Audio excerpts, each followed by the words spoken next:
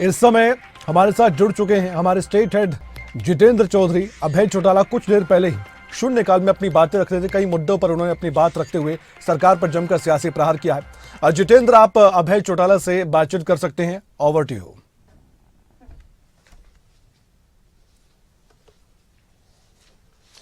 बिल्कुल कमल, अगर हम बात करें, आज विधानसभा के शीतकालीन सत्र का पहला दिन है और कई मुद्दे जो है वो विपक्ष की तरफ से उठाए जा रहे हैं। सत्ता पक्ष भी उसके जवाब को लेकर के जो तैयारी है वो यहाँ पर किस प्रकार की करके आया है, सीधी तस्वीरें भी हम विधानसभा से लाइव दिखा रहे हैं। और इस वक्त हमारे साथ इंडियन नेशनल लोकदल के वरिष्ठ नेता व विधायक अभय चौटाला है, उनसे बातचीत करेंगे। सर, आज आपने महकमों के अंदर जो कमी है सरकारी कर्मचारियों की, वो विषय उठाया है। किस तरीके का वो आंकड़ा है और उसे देखते हुए क्या कोई आपको लग रहा है कोई जवाब सरकार की तरफ से आएगा? उस आंकड़े को पहले आप दोहरा दीजिए। मुख्यमंत्री जी की तरफ से और भाजपा की तरफ से जब इनका मैनिफेस्टो आया था अब की बार बीजेपी का, उसमें लिखा था कि 5 लाख बच्चों को रोजगार देंगे सालाना।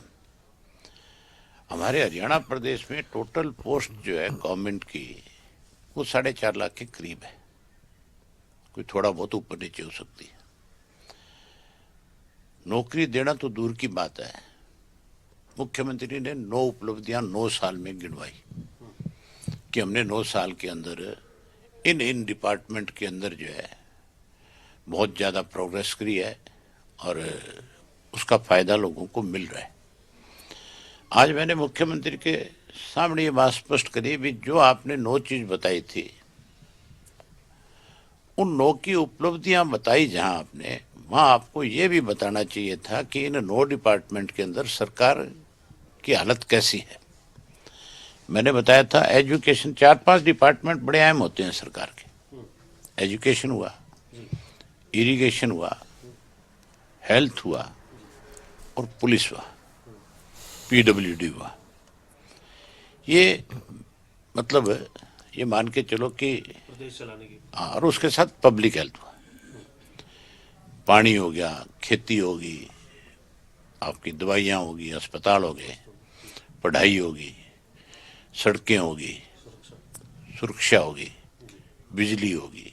ये कई चीजें हैं जो जिससे मतलब अगर वहाँ कोई सरकार अच्छा कर रही है तो उससे लोगों को फायदा ज्यादा मिल रहा है। मैंने डिटेल में बताया था कि एजुकेशन डिपार्टमेंट के अंदर 9 वर्ष में इस सरकार का दिवाला पिट गया। 71,000 पोस्टें जो है वो वेकेंट हैं। अगर किसी भी सरकार के अंदर 71,000 पोस्ट एजुकेशन डिपार्टमेंट की वैकेंट होगी, उसका सबसे बड़ा खामियाजा नुकसान जो गरीब आदमी को भुगतना पड़ेगा। जो लेबर क्लास है, जो मजदूरी करने वाले लोग हैं, जो लैंडलेस लोग हैं, जो अपना छोटा मोटा कारोबार करके कहीं अपनी पूरे दिन में अपने बच्चों का पेट बड़ी मुश्किल से निकालते हैं। संख्या कितनी होनी चाहिए सर? 71,000 टीचर मतलब कम है। अगर वो कम है तो उसका नुकसान सबसे बड़ा गरीब आदमी को ही है, क्योंकि गवर्नमेंट स्कूल जो है उसके टीचर कम नहीं है, प्राइवेट में तो कम नहीं है। हमारे यहाँ स्कूल तो टोटल पता है कितने हैं? 11,000 और टीचरों की कमी है 71,000। तो फिर स्कूल चलेगा कैसे? कैसे बच्चे पढ़ेंगे? 14,000 के करीब प्राइवेट स्कूल है हरियाणा के अंदर। जो मीडियम क्लास के लोग हैं, अपर क्लास के लोग हैं, वो तो अपने बच्चों को एजुकेशन प्राइवेट स्कूल में जा करके दिलवा सकते हैं, लेकिन सरकारी स्कूल में तो गरीब आदमी का बच्चा जाएगा। और आप दावे करते हो कि हमने सरकारी स्कूलों का सुधार किया। सुधार कहाँ किया? आपने तो खत्म कर दिया। मैंने ये बात मुख्यमंत्री के सामने रखी। वही एजुकेशन मिनिस्टर बैठा था, जो बाकी किसी ने सवाल किया तो एजुकेशन मिनिस्टर ने खड़े होकर के उसका रिप्लाई दिया था। मेरे सवाल का रिप्लाई नहीं था। और मुझे लगता भी नहीं है कि जिस दिन मुख्यमंत्री अपनी बात इसको हाउस को जब एड्रेस करेगा तो मेरी किसी बात का जवाब दे पाएगा, किसी का भी नहीं दे पाएगा, एक का भी। वहीं एजुकेशन के साथ साथ जो है मैंने रखा उनके सामने पुलिस डिपार्टमेंट का मामला। लॉ एंड ऑर्डर अगर अच्छा होता है तभी जा करके आपके इंडस्ट्री आती है, तभी आपके कॉमर्शियल आता है, तभी लोगों का विश्वास बढ़ता है कि स्टेट के अंदर लॉ एंड ऑर्डर की स्थिति बहुत ठीक है। वहाँ कोई भी चीज, कोई काम करने में हिचकिचाएगा नहीं।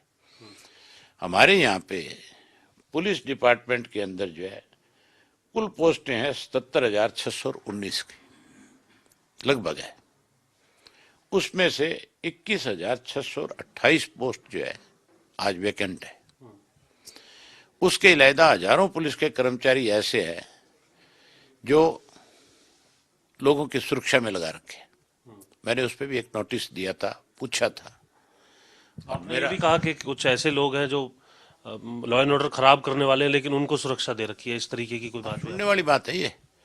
मैंने जब उसमें ये पूछा था भी आपने किन किन लोगों को सुरक्षा दे रखी है, तो बहुत लंबी चौड़ी लिस्ट आई थी मेरे सामने। हजारों कर्मचारी, 5,000 के करीब पुलिस के कर्मचारी है जो लोगों की सिक्योरिटी में ड्यूटी कर रहे हैं, और उनके अंदर ऐसे बहुत सारे नाम हैं जो भ्रष्टाचार बढ़ाने वालों को, जो अपराध को बढ़ावा देने वाले, उन लोगों को सुरक्षा इन्होंने प्रदान कर रखी है। नशे को बढ़ावा देने वाले लोगों को उदाहरण कुछ देना चाहेंगे सर? नाम चाहोगे? मैंने उसमें पूछा था भी आप ये बताओ इनको जिनको सुरक्षा दे रखी है उसका कारण क्या है। होम मिनिस्टर ने जवाब दिया था कि इन सबको थ्रेट है। मैंने कहा थ्रेट है तो आप ये बताओ कि किन लोगों की तरफ से थ्रेट है, और आपने जिन लोगों ने इनको थ्रेट दिया उनके खिलाफ किसी एक के खिलाफ भी कार्रवाई करी है? मेरी बात का जवाब नहीं था। वो पहले इस बात का जवाब दे दे, मैं उसके बाद जो अपराध किस्म के कामों के साथ जुड़े हुए लोग हैं जिनको इन्होंने सिक्योरिटी प्रदान कर रखी है उनका नाम दे दूंगा। ये काम पुलिस का है, ये सरकार का काम है कि आप किसको दे रहे हो, वो बताए तो सही। ये बताएंगे कि नहीं बताएंगे? हाँ, इसी तरह से हेल्थ डिपार्टमेंट है। हेल्थ डिपार्टमेंट की हालत ऐसी है, चीफ मिनिस्टर का और हेल्थ मिनिस्टर का आपस में तालमेल नहीं है। मैंने एक पूछा मुख्यमंत्री से कि आपका जब तालमेल ही नहीं है आपस में तो उससे आम लोगों को कितना बड़ा नुकसान हो रहा है। उस डिपार्टमेंट के अंदर टोटल पोस्ट जो है 25,468 है। उसमें से वैकेंट कितनी है पता है? हरियाणा प्रदेश में 14,864 पोस्ट वैकेंट है। जब इतने कर्मचारी नहीं होंगे, डॉक्टर नहीं होंगे, लैब टेक्नीशियन नहीं होंगे, जब कोई आपके एक्सरे वाले नहीं होंगे, कोई ईसीजी वाले नहीं होंगे, तो फिर आम आदमी को इलाज कहाँ से मिलेगा?